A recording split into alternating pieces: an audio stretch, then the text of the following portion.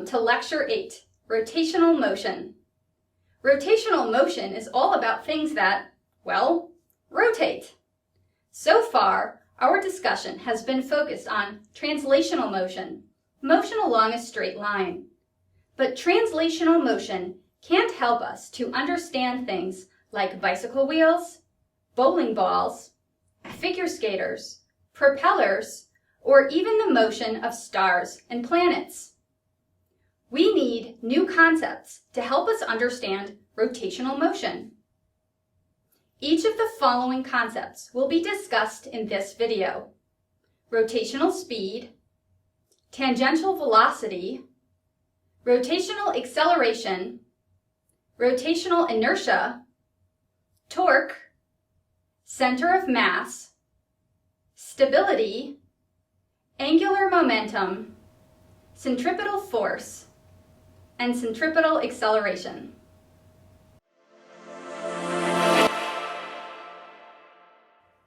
Rotational speed tells us how quickly or slowly something rotates about an axis. The symbol for rotational speed is the lowercase Greek letter omega, which looks like a squiggly W. There are many different units that we could use for rotational speed, depending on how we want to measure a rotation. One way we can measure rotational speed is by determining how many rotations or revolutions an object makes in an interval of time. Instead, we can use degrees as a measure of rotational motion. Rotational speed would therefore measure how many degrees an object rotates in an interval of time.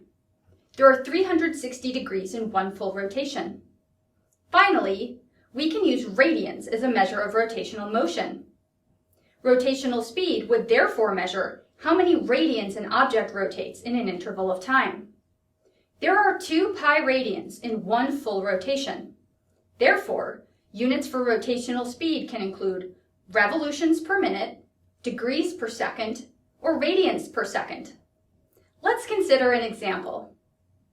A geostationary satellite orbits the Earth at a distance such that it appears not to move with respect to objects on the ground. An observer standing directly underneath the satellite would not be able to see any motion of that satellite. We can calculate the rotational speed of a geostationary satellite, knowing that it makes a complete orbit of the Earth every 24 hours. Because 24 hours is equal to 1,440 minutes, we can say that a geostationary satellite has a rotational speed of 1 revolution divided by 1,440 minutes, or 6.94 times 10 to the negative 4 revolutions per minute. In terms of degrees per second, we know that a geostationary satellite makes 360 degrees, 1 orbit, every 86,440 seconds. The rotational speed, measured in degrees per second, would therefore be 0.004. If we wanted to use radians per second, we can take 2 pi and divide by 86,440 seconds, coming up with a rotational speed of 7.27 times 10 to the negative 5 radians per second.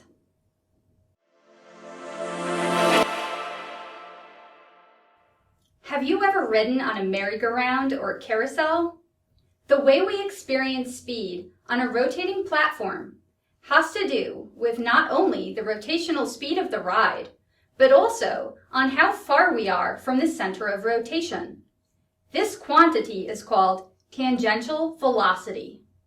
While rotational speed is constant everywhere along a rotating object, the tangential velocity is not. Tangential velocity is pretty much just like the velocity we've discussed in previous lectures. The symbol is a lowercase v, and I may use a subscript of t to make it clear that it's a tangential velocity. The units that we use are meters per second. To calculate tangential velocity, we need to determine the actual distance that an object moves as it travels along the spinning object per unit of time. The distance around a circle is known as the circumference. It is equal to 2 times pi times r, where r is the radius of the circle. Therefore, the magnitude of the tangential velocity will be equal to 2 times pi times the distance that object is from the center of rotation, divided by how many seconds it takes to complete one full rotation. The closer an object is to the center, the smaller the tangential speed. The farther away it is, the higher the tangential speed. The direction of the tangential velocity is tangent to the motion of the rotation, hence the name. If the word tangent is too scary, consider where an object ejected from a slingshot would go. That indicates the direction of the tangential velocity. Therefore, the reason that we feel like we're moving faster when we sit in the outer part of a carousel or merry-go-round is because our tangential velocity is higher. In this video of a rotating bicycle wheel, pieces of tape have been placed at 2 different distances away from the center of rotation. The piece of white tape is 26.5 centimeters away from the center, and the piece of purple tape is 9 centimeters away from the center. It takes 3.07 seconds for the bicycle wheel to complete 1 revolution. Both of the pieces of tape travel 360 degrees, or 2 pi radians, in 3.07 seconds. They therefore share equal rotational speeds, which can be expressed in RPM, degrees per second, or radians per second. The white tape travels a farther linear distance in 1 revolution than the purple tape. The circumference describes this linear path. The white tape travels a distance of 1.67 meters in 1 revolution. The purple tape travels a shorter linear distance in 1 revolution, which is equal to 0.57 meters. We can therefore calculate the tangential speeds of each piece of tape. The white tape has a tangential speed of 0.54 meters per second, and the purple tape has a tangential speed of 0.18 meters per second. As the bicycle wheel rotates, the direction of the tangential velocity constantly changes.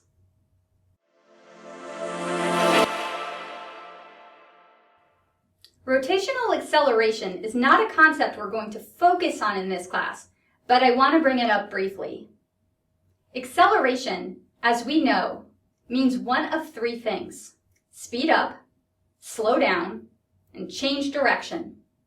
It's possible for the rotational speed of an object to change, so we need to identify that rotational acceleration does exist.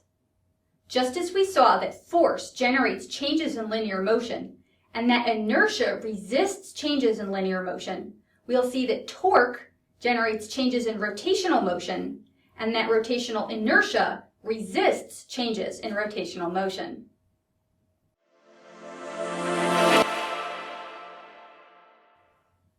Rotational inertia is a measure of how much an object resists changes to its rotational speed. If an object is not rotating, rotational inertia is related to how difficult it is to get that object to start rotating. If it's already rotating, rotational inertia is related to how hard it is to make that rotation speed up or slow down. Rotational inertia comes from 2 things: the mass of an object and how that mass is distributed with relation to the center of rotation of the object. The more massive an object is, the harder it is to get it to change its rotation. The distribution of that mass also matters now as well. I'm going to cause a hammer to rotate. If you have a hammer at home, you may want to try this out. Be careful not to move anything too fast so you don't cause damage or injury to anything. First, I'm going to hold the hammer by its head. Most of the mass is now really concentrated in my hand, which is the center of rotation. It's quite easy for me to make the hammer rotate around. Let's see how many rotations I can make in 5 seconds.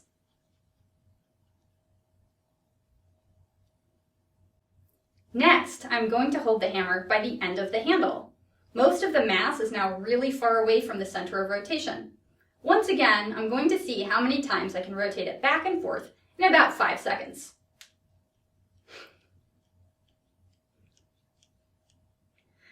It's definitely much harder to do than the other way around, due to its increased rotational inertia. The farther away the mass is from the center of rotation, the higher the rotational inertia, and the harder it is to get something to change its rotational motion. Let's see one more example of this. In this demo, there are two objects that are very similar to each other, a hoop and a disc. The hoop is hollow on the inside, and the disc is solid. But otherwise, they have the same radius and quite nearly the same mass. Based on our last experiment with the hammer, we can predict what will happen when we try to make these objects rotate. The hoop is going to have a larger rotational inertia because its mass is far away from its center, so it should have a hard time rotating. We'll test this by placing the objects on a ramp. The two objects will rotate down to the bottom of the ramp, so whichever one has the highest rotational inertia should take longer to rotate down. It looks like our predictions were verified. The hoop took longer to get to the end of the ramp. That means it was harder to make it rotate, and it had a higher rotational inertia than the disc. We're not going to use any equations to quantify rotational inertia in this class.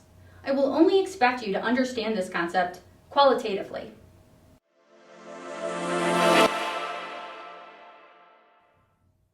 Torque is a twist or a turn that causes an object to change its rotational motion.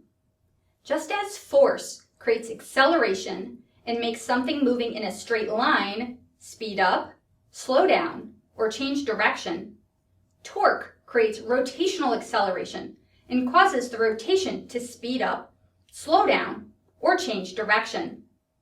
Torque has a symbol of the lowercase Greek letter tau. The units are Newton meters. Note, in this case, because torque is so different from concepts such as work and energy, we do not simplify this as joules, but just use Newton meters. To understand how torque works, let's start with a lever. These videos show a meter stick that's attached to a fulcrum. It's free to rotate, but for now it's nice and balanced. It has no rotational motion. I want to make it rotate. To do that, I need to apply a torque. I'm going to need to push or pull on this meter stick somehow to make that happen. So torque is definitely somehow related to force. Let me try different magnitudes of force, all in the same spot. When I place 1 gram of mass on the hanger, the meter stick rotates gently, indicating a small torque. 2 grams causes that rotation to occur much more quickly. 5 grams, even more so. 10 grams causes the largest change in rotation. Torque is directly proportional to the amount of force applied. In this demonstration, that force came from the gravitational force acting on the masses.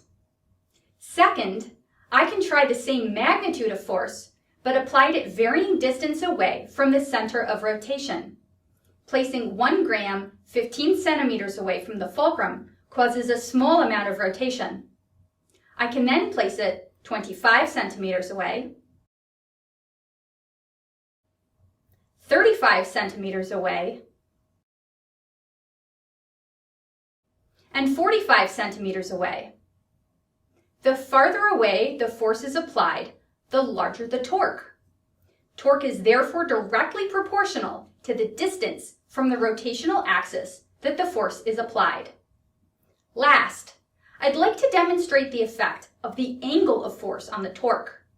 In this case, I have 100 grams of mass placed 45 centimeters to the right of the fulcrum. I have a mass hanger 45 centimeters to the left of the fulcrum.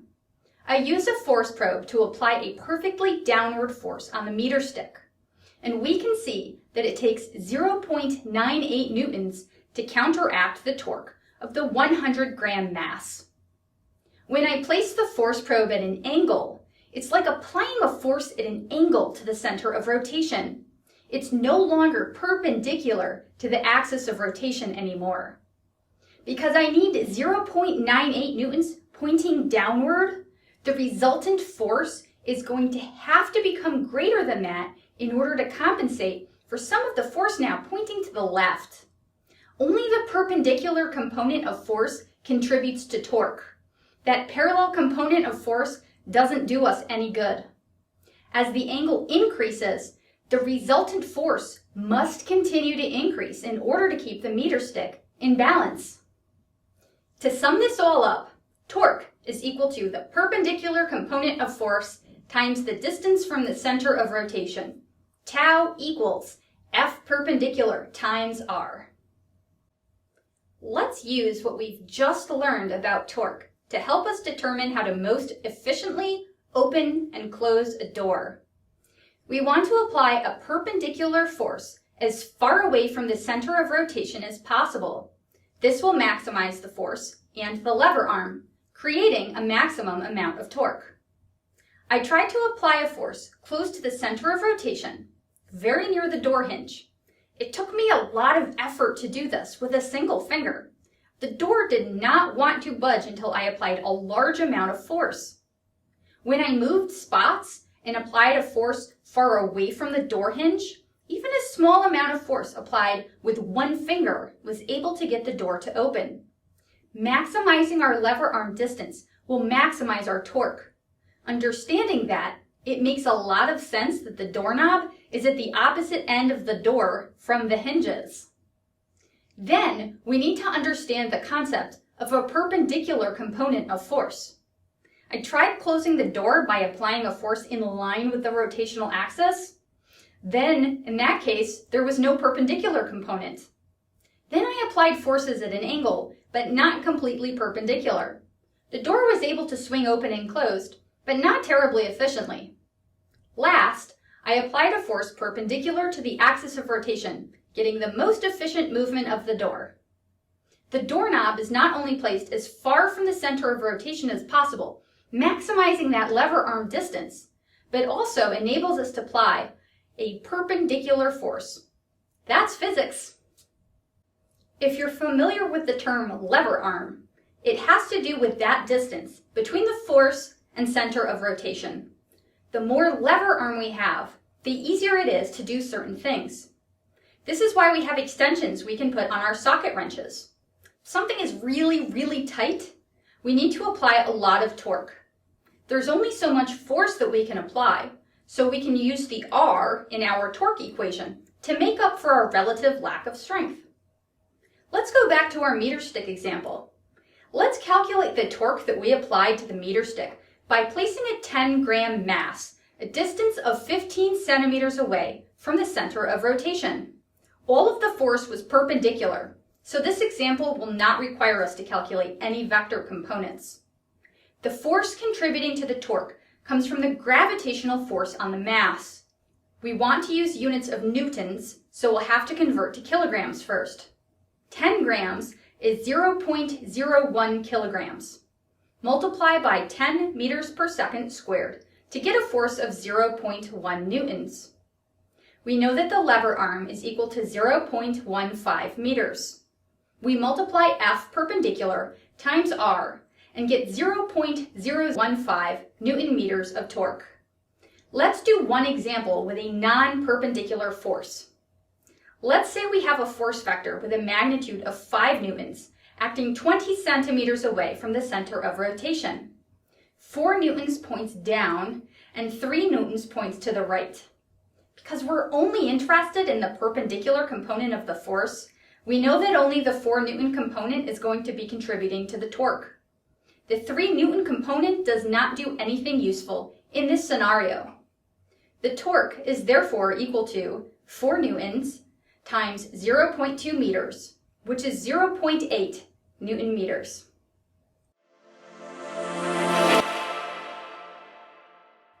We learned in a previous lecture that mechanical equilibrium occurs when an object is traveling at a constant velocity and occurs when the net force on an object is equal to 0. We now have to expand on this definition. Mechanical equilibrium occurs when an object is traveling at a constant velocity at a constant rotational speed, and it occurs when the net force on an object is equal to 0 and the net torque on an object is equal to 0. We learned that forces are positive when they go up or to the right, and negative when they go down or to the left. How do we give sign to torque? We do that by looking at the direction that it would make an object rotate. If an object would rotate counterclockwise, we call that a positive torque. A clockwise rotation is generated by a negative torque.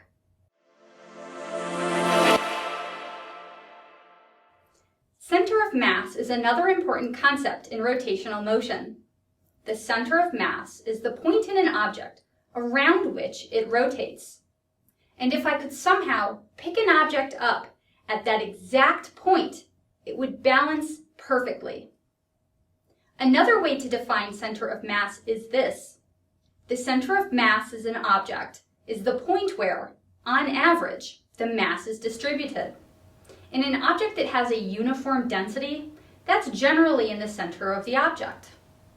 If I have a meter stick, the density is relatively uniform, so the center of mass should be in the center of the meter stick.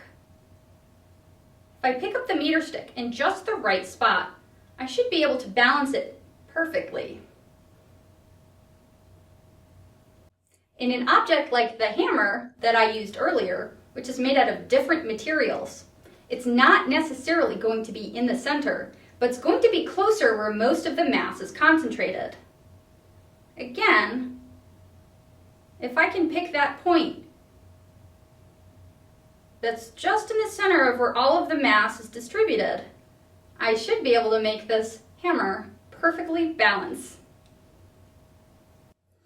Remember the hoop from the rotational inertia demo? Where's the center of mass of the hoop?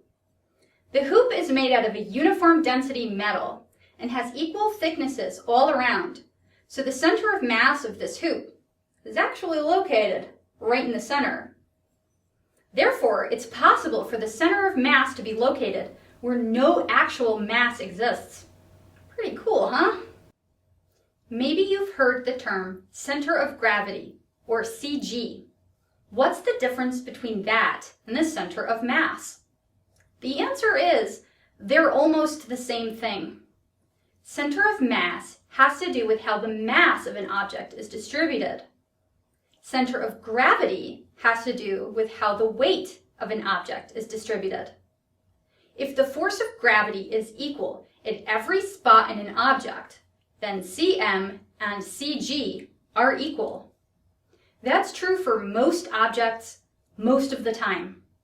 The only time we might see a difference is in really, really tall objects, like skyscrapers. As of the time this video was filmed, the Burj Khalifa was the tallest building in the world, standing at an impressive 830 meters tall. Assuming that the Burj Khalifa is a rectangular cuboid of uniform density, which isn't terribly accurate, then the center of mass would be 415 meters from top and bottom, in the exact center of the building. Because the force of gravity changes with respect to the distance from the center of the Earth, the parts of this building that are closer to the ground experience more gravitational force than the parts of this building that are higher in the air. Therefore, the weight distribution is going to be slightly closer to the bottom and will not necessarily be co-located with the center of mass. By how much? Again, assuming that the Burj Khalifa were a solid rectangle of uniform density, the center of gravity would be only a couple of millimeters below the center of mass. That's not much of a difference. So for the most part, it's perfectly valid to say that center of mass and center of gravity are the same thing. But we should understand that there may be exceptions.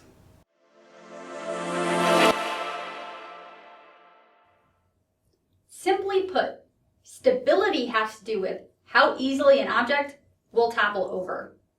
More accurately, stability has to do with this.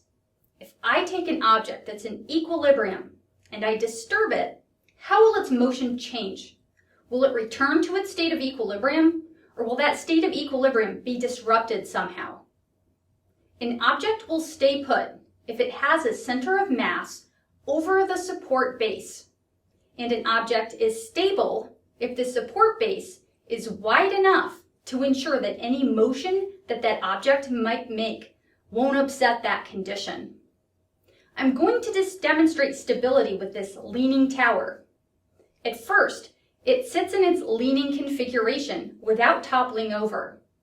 I don't know exactly where the center of mass is, but I know that it must be situated somewhere over the support base.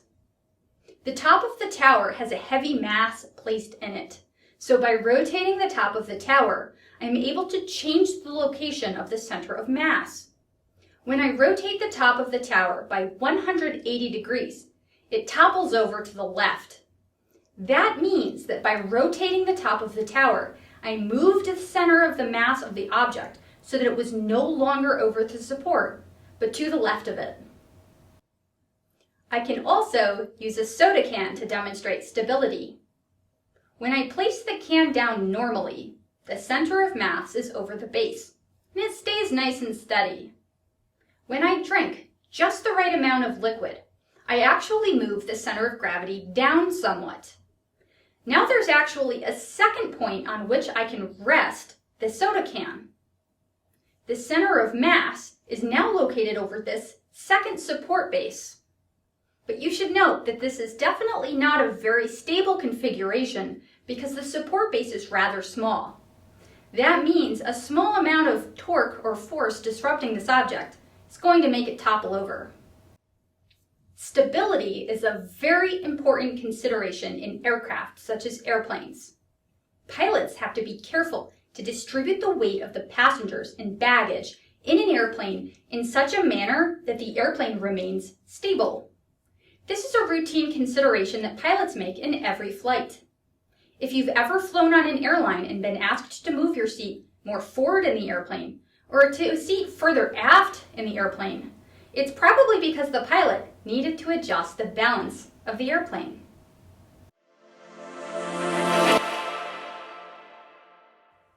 Momentum is inertia in motion. Angular momentum is rotational inertia in rotational motion. Angular momentum is just equal to the rotational inertia multiplied by the rotational speed. We're not going to do any calculations, but you do need to know that equation to understand the topic. Just as we saw that momentum is conserved, angular momentum is conserved as well, as long as we have no external torque acting on our system.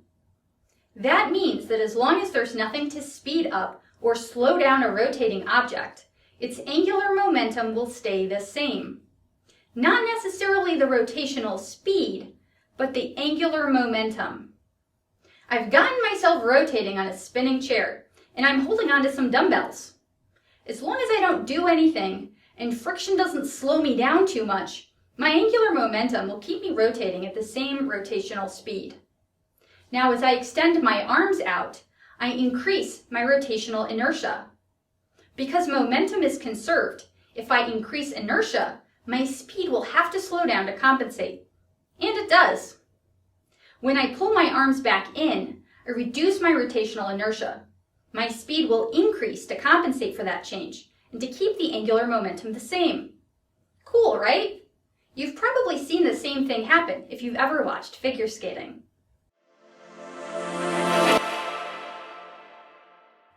We're going to talk now not about rotation, but about motion along a circular path.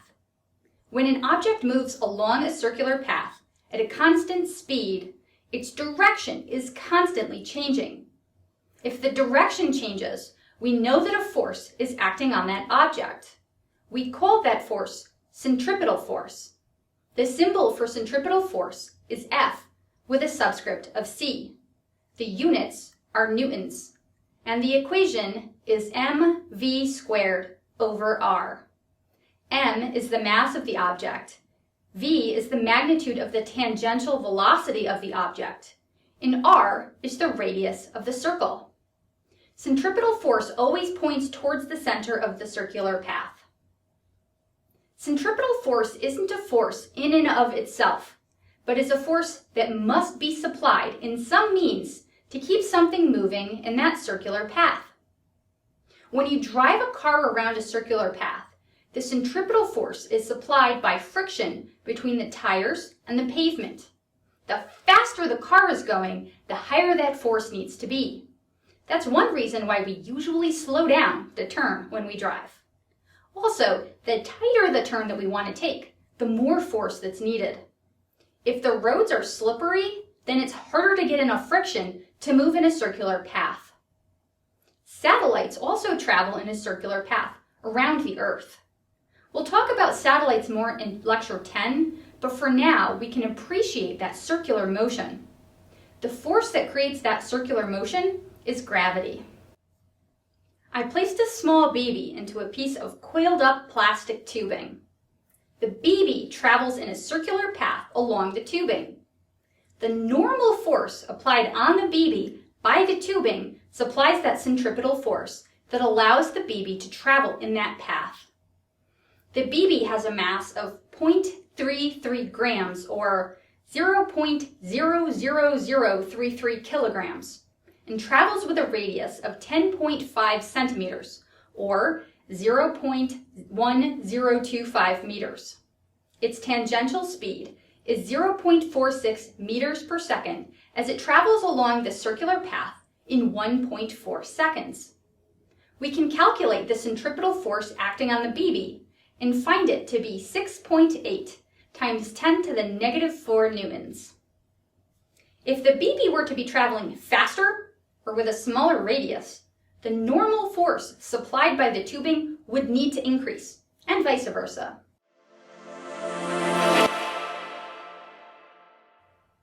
Newton's second law tells us that forces create acceleration. Centripetal force causes an object to change its direction, which is a type of acceleration. We call that centripetal acceleration.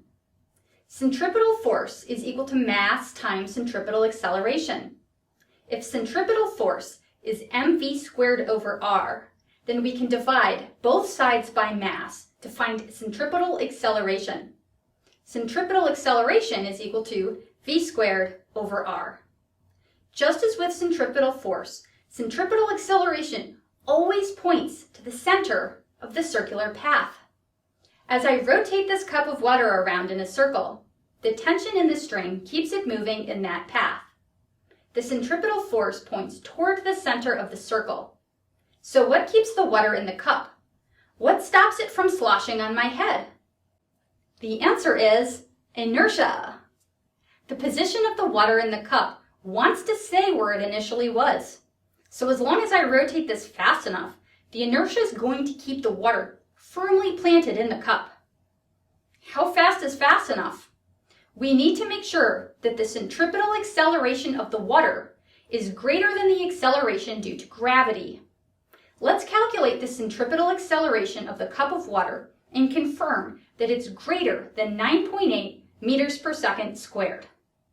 The cup has a radius of 0.46 meters and travels one rotation in 0.63 seconds, giving it a tangential speed of 4.59 meters per second. Therefore, we can calculate the centripetal acceleration of the cup to be 45.75 meters per second squared. If we divide by 9.8 meters per second squared, we see that the centripetal acceleration is equal to 4.67 Gs. In other words, this cup is accelerating at 4.67 times the acceleration due to gravity. Thanks for taking the time to learn about rotational motion. Until next time, stay well.